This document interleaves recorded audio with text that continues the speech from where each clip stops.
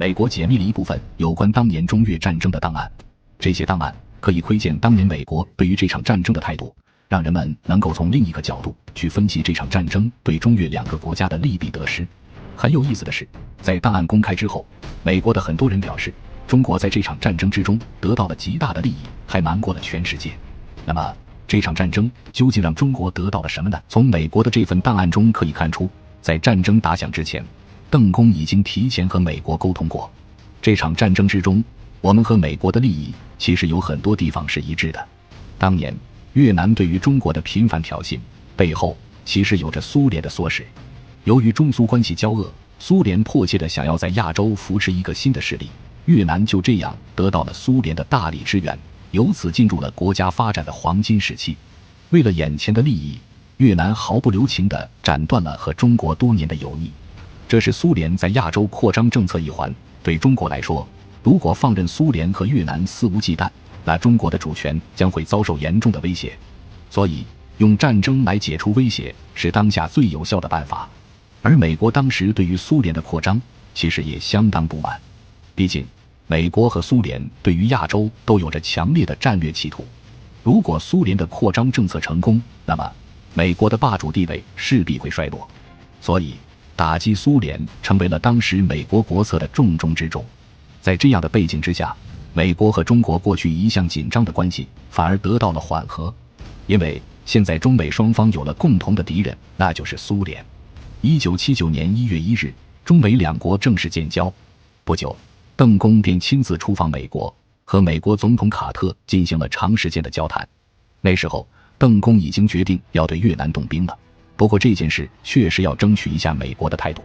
平心而论，以我国当时的兵力，打越南并不难，要担忧的是越南背后的苏联。万一苏联趁着我国出兵越南，兵力空虚之际，侵犯我国北方，那中国面临的是腹背受敌的局面。但是美国的存在却可以大大的制约苏联。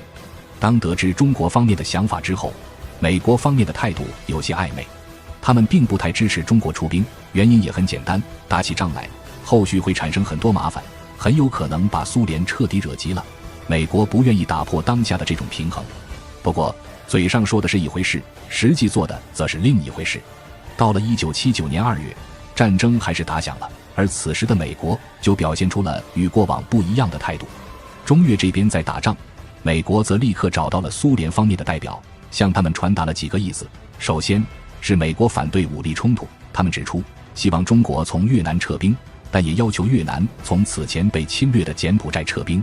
其次，美国与苏联强调希望美苏双方在该事件中都保持克制，还说如果苏联采取行动，那么美国也会采取相对应的行动。美国这几条意见果然震慑住了苏联。本来越南就是苏联布置在亚洲的一颗棋子，为了一颗棋子大动干戈，本身是需要权衡利弊的一件事情。现在再加上美国的威胁，苏联愈发觉得为越南出兵不值得。于是在整场战争中，苏联采取了冷眼旁观的态度，越南还眼巴巴地等着苏联的支援。然而一直等到自身崩溃，苏联的援助也没有来。这场战争属于越南自作自受，摧毁越南的是越南自己的野心。本来作为邻国，中国和越南是同志加兄弟的亲密关系，在越南独立的过程之中，中国帮了很多忙。直到对越自卫反击战期间，中国解放军攻入越南军队营地的时候，还在他们的帐篷里发现了无数中国运来的援助物资。只是当初中国不遗余力帮助越南的时候，也没想到自己养出来的是一个忘恩负义的白眼狼。两国之间关系的无法挽回是从60年代开始的。1964年，随着勃列日涅夫的上台，越南的国际地位突然得到了极大的提高。因为勃列日涅夫意识到越南所在的中南半岛，其军事影响力可以辐射到印度洋与太平洋，进而可以控制马六甲海峡，所以抬高越南地位符合苏联当时的需求。更不用说当时中苏交恶，中国的存在严重地影响了苏联对亚洲扩张的计划。为了遏制中国的发展，苏联决心和越南联合。苏联自身在北方边界的军队、海上的军队加上越南陆军，从三面对中国实施包围。在这样的封锁链下，万一爆发战争，中国的确是不占优势。对于苏联抛过来的好处，越南心安理得地接受了。虽然中国对越南恩重如山，但在利益面前，过往的友谊也可以什么都不算。越南自己一直妄想能够成为亚洲第一强国，可是他们旁边的中国却时时刻刻提醒着他们尴尬的地位。在历史上，越南甚至长期作为中国的附属国出现。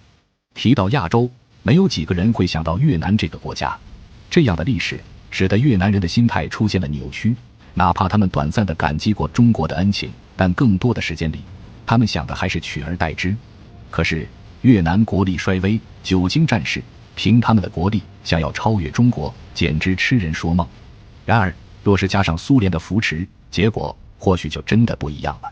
1965年，苏联和越南签署了合作协议，苏联十分豪爽地承诺给越南20亿美元的经济援助，巨大的利益砸得越南找不着北。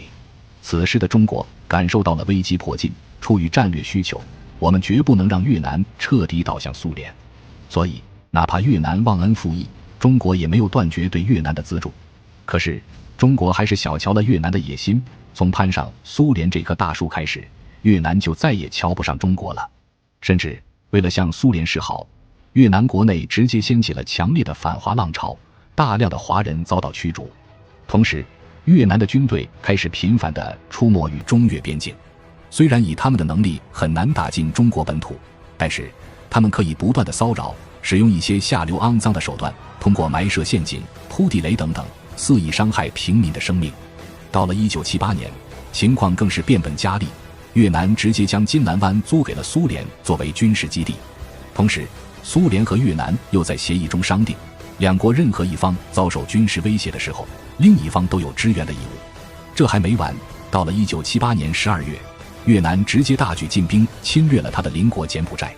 受攻击的是柬埔寨，不过越南这次是醉翁之意不在酒。原来当年为了打破苏联对中国的军事封锁，中国开始密切地与柬埔寨等邻国合作，而越南在这个时候进攻柬埔寨，明显就是为了阻挠中国。是可忍孰不可忍，在这种情况下，出兵是不可避免的。1979年2月，对越自卫反击战还是爆发了，中国全国进入了高度紧张的状态。部队从广西、云南两地出发，进入越南境内开始作战任务。而同时北京、沈阳、兰州、新疆这几个地处北方的军区也都进入了一级戒备状态，目的是防范苏联的突然进攻。战争爆发的第一天，越南人还表现得气定神闲，几年的安逸日子过下来，让越南对自己的实力产生了错误的判断，认为自己能够和中国一较高下。再说他们还天真地认为战争一打响，苏联就会依照此前的承诺大力援助他们，所以他们内心对于中国的出兵并不惧怕。不过很快他们的美梦便破碎了，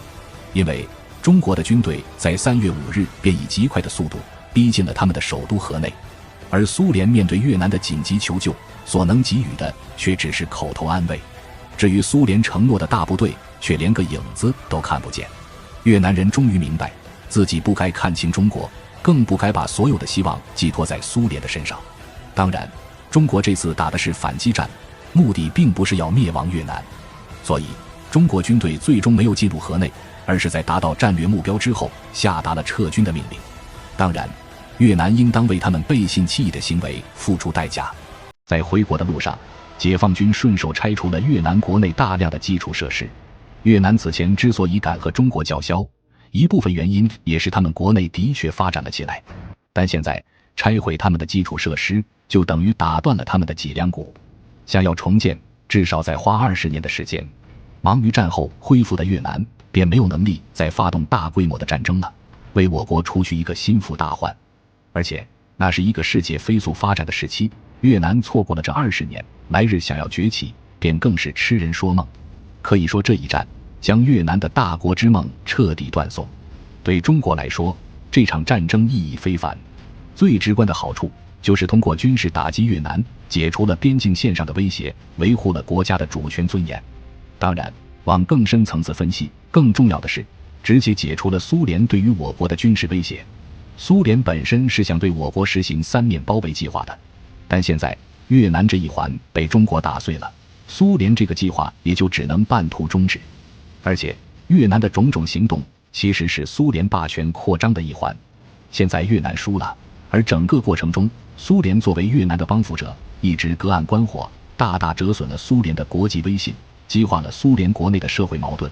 自顾不暇的苏联不得不把更多的精力放在解决自身的问题上，中国所承担的压力进一步减小。同时，这场战争也大大提高了中国的国际地位。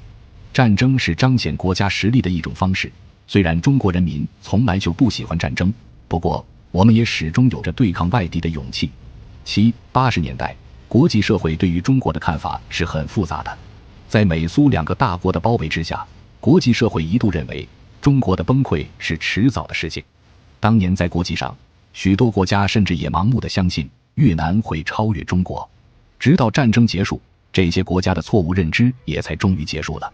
战争之后的越南暴露出了这个国家自身的问题，他们没有稳定的政治文化基础，所谓的繁荣只不过是建立在苏联大力援助之下的空壳子，像泡沫一样一碰就碎。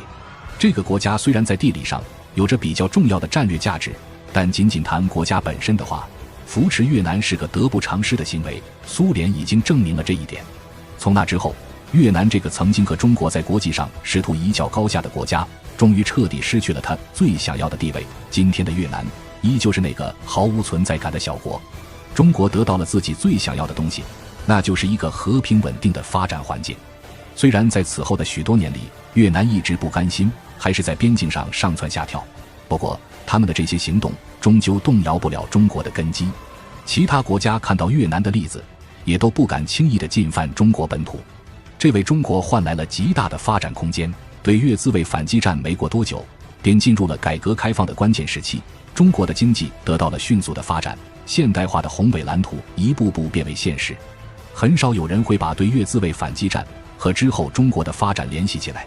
但毫无疑问，这一场胜仗是中国后来腾飞的基石之一。试想，如果中国长期处在战争的压力之下，又怎么可能有余力去发展自己的经济？所以这场战争时间虽然短暂，但意义的确重大。我们必须要感谢在那场战争中付出一切的先辈。1979年，对越自卫反击战在这一年打响。在战争爆发的第一天，越南方面尚且保持了镇定自若、态度强硬的模样。越南对中国究竟做了哪些离谱操作呢？小手一动，全哥有用。咱们继续看。从1976年开始，越南当局就已经完全倒向了亲苏反中的路线。越南领导人李隼更是公然表示，越南长期以来受到中国的欺压，需要从中国手里夺回越南的传统领土。李隼说出的这种言论影响是极其恶劣的。他显然忘记了越南在60年代艰难抗击美国侵略者的时候，是中国集中了全国人的人力物力，为越南提供了大量物资援助。据统计，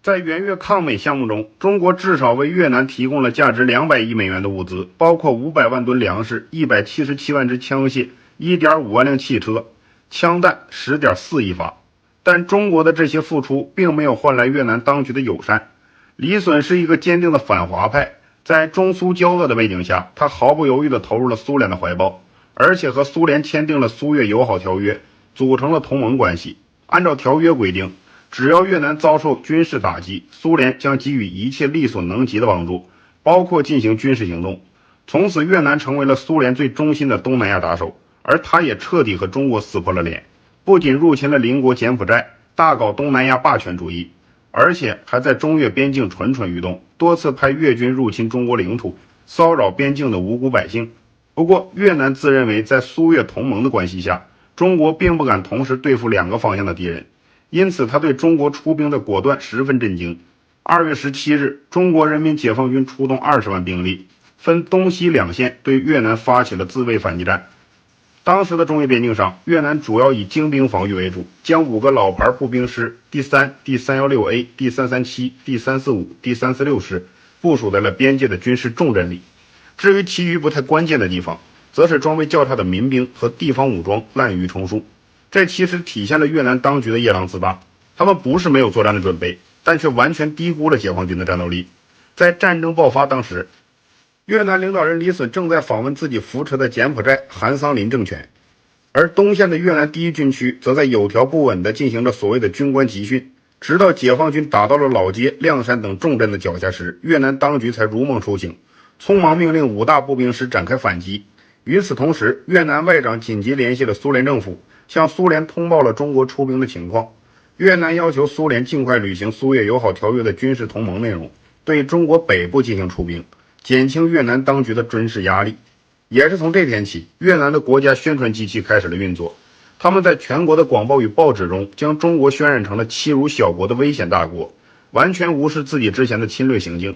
在越南政府的要求下，越南进入了全民皆兵的战争状态，开始大规模向中越边境增加兵力，试图将中国军队阻挡在防线之外。越南领导人李隼也发表了演讲，他大言不惭地表示，越南既然能打败美国人，就一定能击败解放军。